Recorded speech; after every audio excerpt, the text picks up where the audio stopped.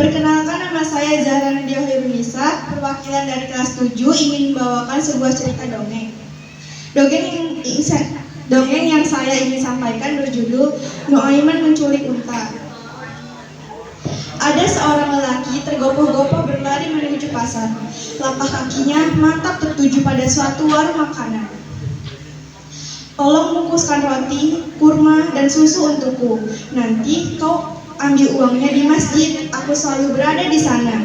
Lelaki itu Nuaiman namanya. "Aku akan membagi ini dengan Rasulullah. Beliau pasti senang menerimanya." Dia begitu gembira membayangkan bisa makan bersama Rasulullah. "Hadiah ini dari saya ya Rasulullah. Saya membawa makanan ini untuk dimakan bersama." Rasulullah tersenyum menerima hadiah itu, dan mereka pun makan bersama.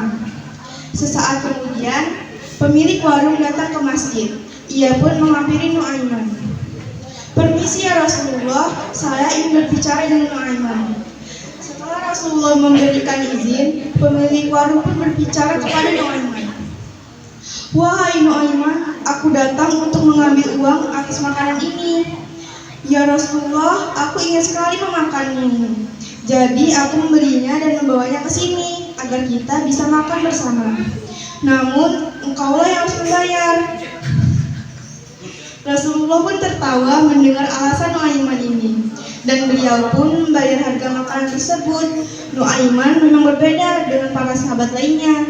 Dia suka berbuat jahil dan melontarkan candaan. Sifatnya ini kadang membuat orang lain kesal. Aku sungguh heran dengan Nuaiman ini. Dia selalu berbuat sesuka hati seperti itu. Kadang kala kita perlu membuat Nuaiman jera. Suatu hari, datanglah seorang dari desa yang sangat jauh. Dia singgah di masjid untuk beribadah sekaligus istirahat. Sebelum masuk ke masjid, orang ini menambatkan untanya di sebuah pohon. Para sahabat melihat unta yang tertambat ini tanpa penjaga. Mereka kagum pada unta yang berukuran sangat besar itu. Salah satu sahabat memanggil Nuaiman dan berkata, "Lihatlah unta itu. Jika saja dia bisa disembelih, tentu dagingnya akan cukup untuk kita semua makan dengan kenyang.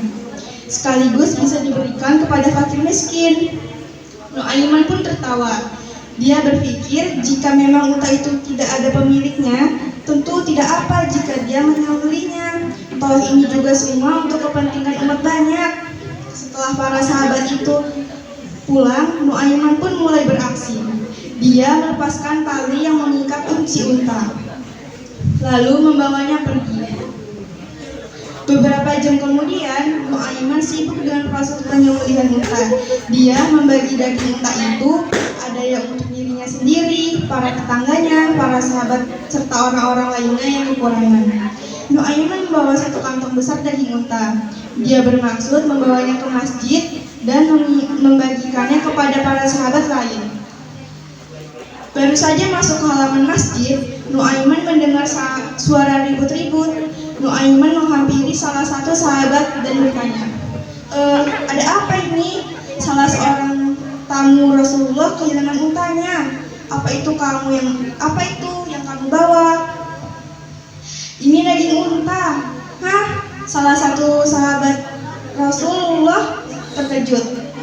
"Bukankah kalian tadi yang bilang ingin makan daging unta? Aku sudah membaginya dengan orang-orang miskin, dan ini sisanya untuk kalian."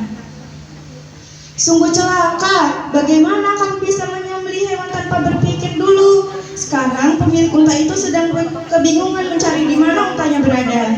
Lalu bagaimana ini? Tentu saja kamu harus membayar unta tersebut." Nuaiman melemparkan daging unta yang dipegangnya. Begitu saja, dia kemudian berlari lalu bersembunyi di sebuah lubang. "Aku tidak punya uang untuk membayar unta itu, jadi sebaiknya aku bersembunyi." Nuaiman mengoleskan tanah ke sekujur tubuhnya agar tidak mudah ditemukan. Dia pun menutup lubang tanah menggunakan daun kurma. Rasulullah bertanya kepada para sahabat apakah di antara mereka tahu siapa pelakunya? Para sahabat pun berkata bahwa Nuaimanlah pelakunya. Kemudian mereka menceritakan apa yang sebenarnya terjadi dan menunjukkan di mana Nuaiman bersembunyi. Rasulullah membuka lubang itu lalu meminta Nuaiman keluar. Wajah Nuaiman yang penuh debu dan tanah terlihat begitu menyedihkan sekaligus lucu. Rasulullah pun bertanya, "Mengapa kamu menyembelih unta itu?" Dan jawaban Nuaiman yang sama persis dikatakan oleh para sahabat. Rasulullah membantu Nuaiman keluar dari lubang. Namun ketika dia sampai di atas, dia langsung berlari sambil berteriak, "Terima kasih ya Rasulullah." Rasulullah tidak marah. Ia tersenyum simpul melihat tingkah lucu Nuaiman yang jahil itu. Beliau lantas membayar unta itu 2 kali lipat. Si pemilik unta senang bukan main. Dia pun berterima kasih kepada Rasulullah. Suatu hari, para sahabat mendapati Nuaiman sedang mabuk. Mereka pun menegur Nuaiman. "Kamu sungguh keterlaluan, mengaku beriman dan cinta kepada Rasulullah, namun akhlakmu sungguh buruk. Tidak hanya suka berbuat jahil, namun juga suka mabuk-mabukan. Suatu saat, engkau mendapat hukuman dari Allah." Kejadian itu diketahui oleh Rasulullah. Beliau pun bersabda, "Jangan pernah sekali lagi kalian menghujat dan melaknat Nuaiman. Meskipun dia begini, tetapi ia selalu membuatku tersenyum."